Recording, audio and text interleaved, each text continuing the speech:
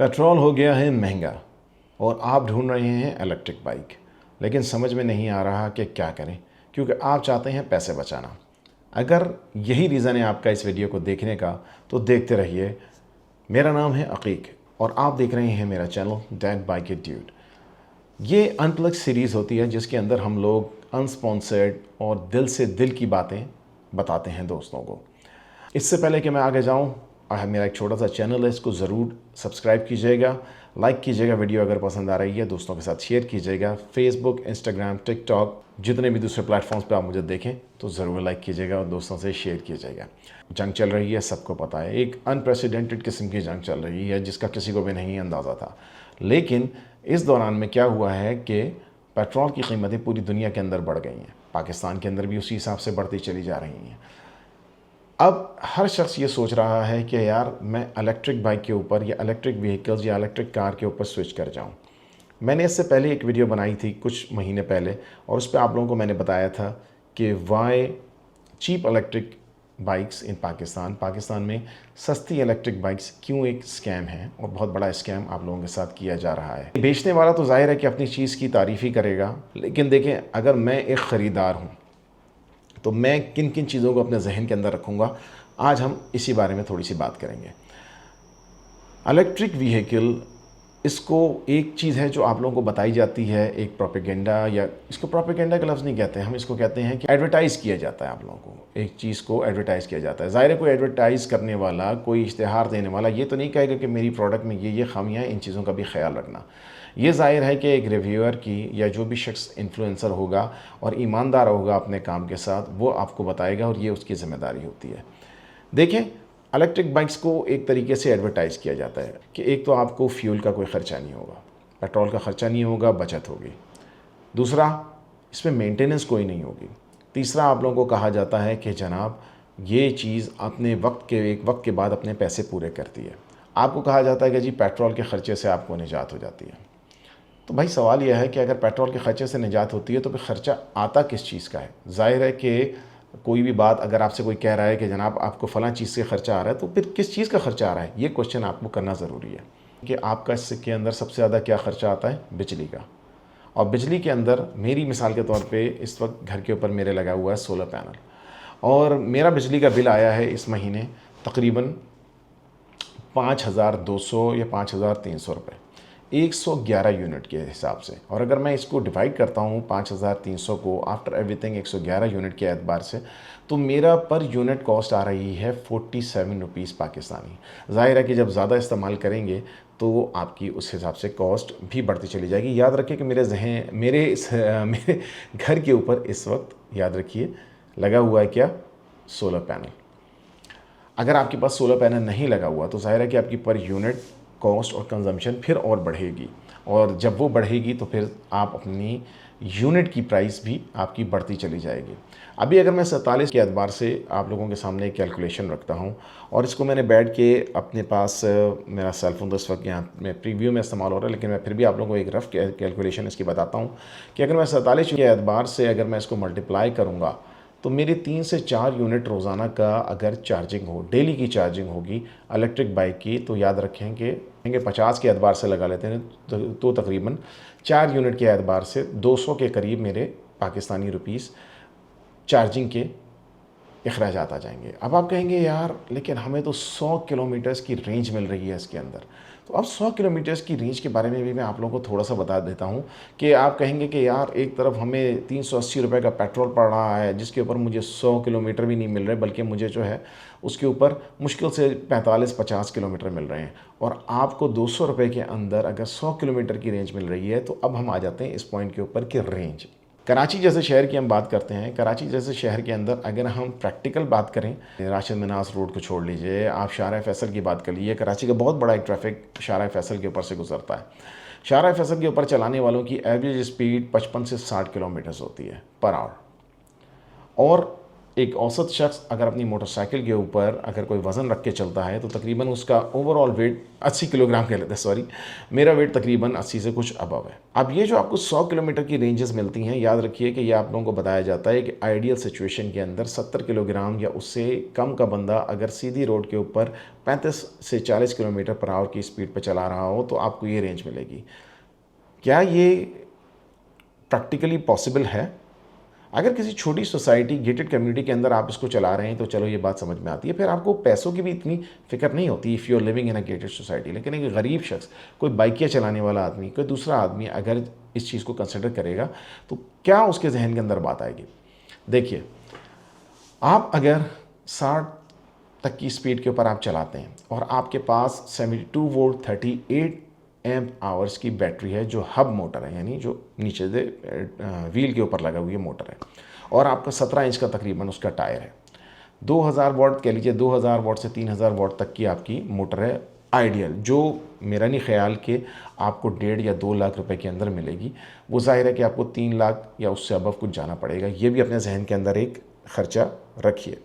अब अगर आपके पास लगी हुई है लिथियम आयरन फॉस्फेट की बैटरी, इन चीज़ों को रखें, जो 72 वोल्ट 38 एम्प आवर्स की आपके पास बैटरी लगी हुई है, आप 60 की स्पीड के ऊपर उसको चलाते हैं, तो आपके ख़्याल में आपका क्या पर चार्ज ख़र्चा होगा या कितनी रेंज मिलेगी? अगर आपके जहन के अंदर यह है कि आप 80 किलोग्राम के वज़न के साथ जाना और आना कर लेंगे और सब कुछ कर लेंगे और आपको 100 किलोमीटर की रेंज मिलेगी, आई एम सॉरी, ये आपको 60 से 65 किलोमीटर मिल जाएगी पर चार्ज। और अगर एक से ज़्यादा शख्स अपने साथ रखते हैं, जैसे कोई बाइकिया चला रहा है, कोई दूसरा शख्स चलाता है, उसके पीछे कोई और आके बैठ जाता है, तो आप उसको वेट को डिस्ट्रीब्यूट करेंगे, जब उसको इंक्रीज़ करेंगे तो आपके पास क्या रेंज आएगी उसके अंदर? तो आपको 50 से 60 किलोमीटर भी बड़ी मुश्किल से मिलेंगे पर चार्ज। 38 एम्पेयर वाली बैटरी की आपसे बात कर रहा हूँ, 72 वोल्ट 38 एम्पेयर की बैटरी की। ये एक बहुत अच्छी स्पेक्स वाली बाइक का मैं आप लोगों को बता रहा हूँ। मैं आप लोगों को अभी दूसरी किसी बाइक का नहीं बता रहा हूँ, जो सस्ती बजट की स्कूटर्स आ रही हैं उसकी। अब याद रखें कि आपको 60 से 65 किलोमीटर मिल रहा है। अगर आप 60 की एवरेज स्पीड के ऊपर ट्रैवल कर रहे हैं 72 वोल्ट 38 एम्प की बैटरी के साथ with a motorcycle electric bike जिसके अंदर 17 इंच का रिम लगा हुआ है। अक्सर तो हमारे पास यहाँ पर होती हैं जिनके अंदर लगा होता है रिम 12 इंच का या 10 इंच का। तो ये कैलकुलेशन अपने जहन के अंदर रखें, फिर आपको पता चलेगा कि आपको क्या चाहिए। आपको एक ऐसी कोई मोटरसाइकिल या इलेक्ट्रिक बाइक चाहिए जो आपकी 70 या 150 को अगर रिप्लेस करेगी, तो जो कम से कम 60-65 तक की स्पीड पे भी जाती हो, आपको रेंज अच्छी देती हो और चार्जिंग में टाइम ना लगाए। अब जो मैंने आप लोगों को बताया ग्राफीन से तो आप लोगों ने दूर ही रहना है। जहाँ आप लफ्ज़ ग्राफीन समझ लें वहाँ पर आप समझ जाएँ कि आपके पैसे फेंकने वाले हैं। क्यों? ग्राफीन की बैटरी तकरीबन 1.5 साल के अंदर आपकी ख़त्म हो जाएगी। तो 1.5 साल के अंदर आप अगर करते हैं उसको 550 से अगर आप इसको डिस्ट्रीब्यूट करेंगे, यानी आप अपने 18 मंथ्स को मल्टीप्लाई कीजिए, कितने बनते हैं? मेरे ख्याल में 550 दिन बनते हैं। तो 550 दिन के बाद अगर आपको अपनी बैटरी को रिप्लेस करना पड़ जाए और वो बैटरी की कीमत आती है, लेट्स से मैं 92 वोल्ट वाली, मैंने आई थिंक जो है वो 92 या 96 वोल्ट वाली बैटरी के सेटअप की बात की थी, तो वो तकरीबन आपको पड़ेगी 92,000 रुपये की। ठीक है, 11,500 रुपये की एक आपको 12 वोल्ट की और लेट्स से अगर 38 एम्पेयर या इस एम्पेयर की अगर आप बैटरी देखने के लिए आते हैं 11,500 रुपये की एक बैटरी मिलती है। तो अगर आपके पास 6 बैटरियाँ रिप्लेस होंगी तो आप उसकी मल्टीप्लिकेशन देख सकते हैं, और अगर आपके पास 8 बैटरियाँ उसके अंदर रिप्लेस होंगी 1.5 साल के बाद तो आप उसकी मल्टीप्लिकेशन देख सकते हैं। ये सारी चीज़ें आप अपने पास ऐड करें, फिर आप इनको अपने पास अपने जो आपको पर किलोमीटर वैसे रेंज मिल रही है, ठीक है, अपने बिजली के बिल के एतबार से, फिर उसके अंदर इस रेंज को आप अगर ऐड करेंगे तो फिर आपके पास कॉस्ट आएगी। तो ये तकरीबन पेट्रोल जितनी आपके पास कॉस्ट बढ़ गई। अब आप कहते हैं कि जनाब लो मेंटेनेंस। मैं अभी एक शायद वीडियो मैंने बनाई थी अनप्लग वीडियो, आप लोगों को उसकी थोड़ी सी क्लिप दिखाता हूँ। मैं आ रहा था, मैंने एक अच्छा खासा पैसा खर्च किया एक मोटरसाइकिल के ऊपर। एक इलेक्ट्रिशियन के पास गया, उसने मेरी बाइक की जो लाइटें थी उनकी ऐसी की तैसी कर दी, उसको नॉब्स सेट करना नहीं आ रहे थे। I am working on this thing my self, तो मैं उसको करूँगा। लेकिन जब एक छोटी सी ये लाइटिंग और वायरिंग इन सब चीज़ों के अंदर यहाँ के अनाड़ी किस्म के मैकेनिक और इलेक्ट्रिशियन जो अपने आप को उस्ताद कहते हैं, क्या कुछ नहीं कहते, जब वो ये प्रॉब्लम करेंगे तो आपकी इलेक्ट्रिक बाइक के साथ क्या कुछ कहानियाँ हो सकती हैं। मेरे पास एक इलेक्ट्रिक बाइक का जो पाकिस्तान की बहुत बड़ी इलेक्ट्रिक कंपनी बाइक की कंपनी है, उसका कस्टमर का मैसेज है, मैं आप लोगों को सुना दूंगा अगर हो सके तो ऑडियो के अंदर। वो कह रहे हैं यार मैं तंग आ गया हूँ, इनके पास एक काम कराने के लिए जाता हूँ 4 काम निकल जाते हैं। तो इलेक्ट्रिक के जो आपके पास प्रॉब्लम आना शुरू होंगे वो दैट्स नॉट गुड ओमेन। तो इसको अपने जहन के अंदर रखें कि अगर आप कोई सी भी इलेक्ट्रिक बाइक लेते हैं तो उसके अंदर आप ऐसी किसी कंपनी की लें कि जिसके पास अच्छी क्वालिटी की वायरिंग हो, जिनके कंट्रोलर्स अच्छी क्वालिटी के हों। अभी पेव की स्कीम के अंदर मैं आप लोगों को नाम नहीं बता सकता बिकॉज मुझे मना किया है। एक ऐसी भी Pakistan based electric bike company थी जिन्होंने तकरीबन 100 या 150 के करीब आई थिंक कंट्रोलर्स या मोटर्स जो है वो रिप्लेस करके दिए हैं। अब जाहिर है कि उन्होंने अपनी वारंटी को कम से कम उन्होंने ऑनर किया, that's a good thing on their part. लेकिन ये एक फेलियर तो नेवरदलेस आता है और कस्टमर को कितनी परेशानियों का सामना करना पड़ता है। एक 70 का राइडर हमारे पास बैठा होता है, अगर उसको कुछ काम हो किसी मैकेनिक के पास जाके काम करा लेगा और आगे चलता मरेगा। ठीक है, तो ये एक अपने जहन के अंदर कंसिडरेशन रखें कि आपने रखनी है तो कोई क्वालिटी की बाइक रखनी है। लेकिन इन सब चीज़ों के बाद अगर आप ये सोचिए कि अगर आप पैसे बचाने के लिए आप लेट्स से बाइकिया के राइडर हैं या आप लेट्स से कोई एक ऐसे शख्स हैं कि जो चाहते हैं कि यार मेरा खर्च थोड़ा सा कम हो और इतने टाइम के बाद मेरे पास जो है वो मेरे पैसे आ जाएं और मेरी बाइक की रीसेल भी अच्छी रहे एवरीथिंग। तो इन सब चीज़ों को कंसिडर करने के बाद आप एक अपने पास कोई डिसीजन लें कि यार ये वाली इलेक्ट्रिक बाइक मेरे लिए बेहतर होगी। अब दोस्त मुझसे कहते हैं कि यार मैं कौन सी लूँ। देखिए, मुझे किसी कंपनी ने पैसे नहीं दिए, मुझे किसी कंपनी ने स्पॉन्सर नहीं किया, तो मैं किसी का नाम भी इस तरह से बढ़ चढ़ के नहीं बताऊंगा आप लोगों को। लेकिन कुछ मेरे जहन के अंदर आई थी। लेकिन अगेन ये मैं सिर्फ सतही मालूमात की बुनियाद पे आप लोगों से कह रहा हूँ, आप लोगों को जो मैं ख़ुद भी कंसिडर कर रहा हूँ। लेकिन मैं कहूँगा कि आप लोग अपना थोड़ा सा होमवर्क करके उन कंपनीज़ के बारे में जाकर पता करें। अभी मेरे ख़्याल में लिथियम आयरन फॉस्फेट की बैटरी के साथ एवियन कंपनी ने एक ऑप्शन निकाला है। आई थिंक 1500 वॉट का वो ऑप्शन है और 2 लाख सवा 2 लाख के करीब उन्होंने ऑप्शन अपना एक निकाला है। ठीक है, क्राउन की मैंने देखी है, लेकिन क्राउन की मुझे पता नहीं क्यों उनकी प्रोडक्ट समझ में नहीं आती। तो मैं अभी इसको देखूँगा, let's see, only time will tell. एक कंपनी है हॉर्विन। अगेन ना उन्होंने मुझसे कांटेक्ट किया, ना उन्होंने मुझे इसके बारे में कभी कहने को कुछ कहा है। ठीक है, तो ठीक है, उक़्सम बिल्लाह। और ना ही उन्होंने आज तक मुझे कभी बुलाया है कि आप आकर हमारी रिव्यू वगैरह करें।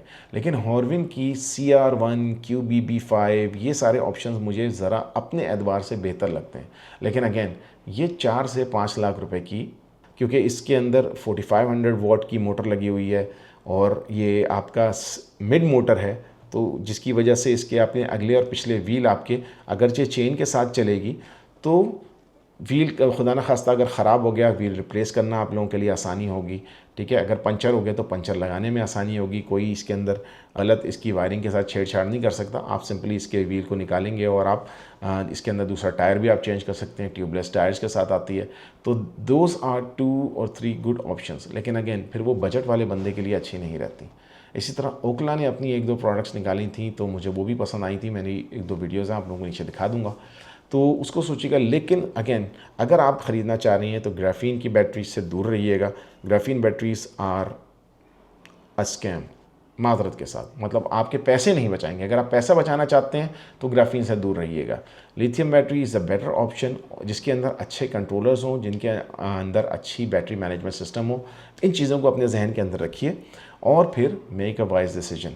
ये अनप्लग मेरी सीरीज़ है, इसके अंदर मैं ना किसी के हक़ में बोलता हूँ ना किसी के ख़िलाफ़ बोलता हूँ कंपनी के, लेकिन जो मेरे दिल की बात होती है अपने दोस्तों के साथ करता हूँ। उम्मीद है कि ये गुफ्तगू आप लोगों को पसंद आई होगी। इस तरह की वीडियोस अगर देखना चाहते हैं तो चैनल को ज़रूर सब्सक्राइब कीजिएगा।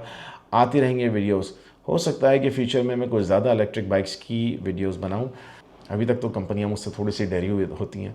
आप लोग कहेंगे यार, बाज़ लोगों को कंपनीज बुलाती हैं कि यार हमारी प्रोडक्ट की आके वीडियो बनाएं। मेरे ख़िलाफ़ बाकायदा कंपनीज होती हैं कि कहती हैं कि यार इस शख्स को बाइक नहीं देना, ये हमारी बाइक की खामियां बताएगा। खामियां क्या बताऊंगा, मैं हकीकत बता देता हूँ। अच्छा, जाने से पहले एक छोटी बात, अगर आप 70 चलाते हैं तो आप मैनेज कैसे करेंगे? देखें, आप एक दांत बड़ा स्प्रॉकेट लगा लेते हैं अगला, तो जिससे आपकी बाइक के गियर थोड़े लंबे हो जाते हैं। आप बाइक को खींचे नहीं, 40-50 मैक्सिमम 60 तक की स्पीड पे बाइक को चलाइए, सुकून से चलाइए, तो आपकी फ्यूल की एवरेज आपको 50 से अबव मिल जाएगी। अगर आप फ़िलहाल वक्ती तौर के ऊपर कोई ऑप्शन देखना चाहते हैं तो मैं कहता हूँ इस तरीके को अपनी बाइक की मेंटेनेंस को सही करें और उसको आराम आराम से चलाएं। पेट्रोल सही जगह से डलवाइए और बस रेव ना करें बाइक को, बिला वजह में यूं यूं यूं खींचे नहीं। अगर आप इन चीज़ों के साथ आप वक्ती तौर के ऊपर अगर रिलीफ चाहते हैं तो इन चीज़ों को कंसिडर करें। देखें, अपने पेट्रोल का ख़र्चा माहाना एक कैलकुलेट करें, अपने ऑयल का ख़र्चा माहाना कैलकुलेट करें, उसको 1.5 से 2 साल के ऊपर आप अगर मल्टीप्लाई करते हैं, आप सोचें कि आपके पास क्या अखराजात आ रहे हैं। मैं यहाँ पर लिखने की भी कुछ कोशिश करूँगा कि जो एवरेज मेरे कुछ दोस्तों के पास आए हैं, और उसके बाद आप सोचें कि एक अलहदा से एक इन्वेस्टमेंट करना एक इलेक्ट्रिक बाइक के ऊपर। देखिए, इन्वेस्टमेंट है और इन्वेस्टमेंट में लॉस भी होता है। तो मैं नहीं चाहता कि मेरे जो गरीब दोस्त हैं, जो दोस्त हैं जो एक मुतवस्सित तबके से ताल्लुक़ रखते हैं, जिनके पास अपना गुजारे के लिए जो है वो अखराजात कम होते हैं, और वो इस तरह के पैसे 2 लाख 2.5 लाख अच्छी होती है गरीब आदमी के लिए, अच्छी खासी ख़तीर रकम होती है, वो लगाएं और उसके बाद फिर वो पछताते रहें कि यार ये मैंने कहाँ पैसे लगा दिए, यहाँ रुल रहा हूँ, यहाँ रुल रहा हूँ, और आपको रेंज भी नहीं मिल रही और आप लोगों को दूसरे इलेक्ट्रिकल प्रॉब्लम्स आ रहे हैं। मैं सिर्फ ये चाहता हूँ कि आप लोगों का ये प्रॉब्लम ना रहे। इंग्लिश ज़ुबान का मक़ूला है कि शौक़ दा कोई मोल नहीं, ठीक है, नहीं इंग्लिश का है इस ज़ुबान का लेकिन यहाँ पर मैं आप शौकीन लोगों से मुखातिब नहीं हूँ, यहाँ मैं उन दोस्तों से मुखातिब हूँ कि जो लोग अपनी बजट को देख के चलना चाहते हैं, जो लोग चाहते हैं कि यार उनके रोज़गार पे ये जो बहुत बड़ा धचका आया है। अभी मेरे दोस्त बैठे हुए थे, उनके पास बाइकिया की राइड्स आ रही थी, वो बता रहे थे यार इतने इतने पैसे तो बाइकिया काट लेता है। कभी इस पे बात करें या ना करें, आप लोग बताइएगा। तो उनके पास बचता कुछ नहीं है। तो उन दोस्तों से मैं कहता हूँ कि अब थोड़ी सी डिसीजन लेते हुए थोड़ा ख्याल करें। अगर इलेक्ट्रिक की तरफ जा रहे हैं तो थोड़ा वर्क करें, ऐसी कंपनी से लें जो आपको राइड दें, आपको ज़रा टेस्ट राइड दें, ताकि आपको भी पता चले कि ये बाइक आपकी मोटरसाइकिल की रिप्लेसमेंट बन सकती है या नहीं। सिर्फ अंधा एतबार यूट्यूब की वीडियोस पे देख के किसी भी इन्फ्लुएंस मुझ पे भी ना करें, ठीक है। जहाँ आपका पैसा लग रहा है ना, हक हलाल का पैसा, वहाँ पर आपको ख्याल खुद करना पड़ेगा, ठीक है। तो मैं जो बात कह रहा हूँ, मेरी बात समझ आई हो तो ज़रूर लाइक और सब्सक्राइब कीजिएगा, ठीक है। नेक्स्ट वीडियो में मिलते हैं, अपना ख्याल रखिएगा, टेक केयर, अल्लाह हाफ़िज़।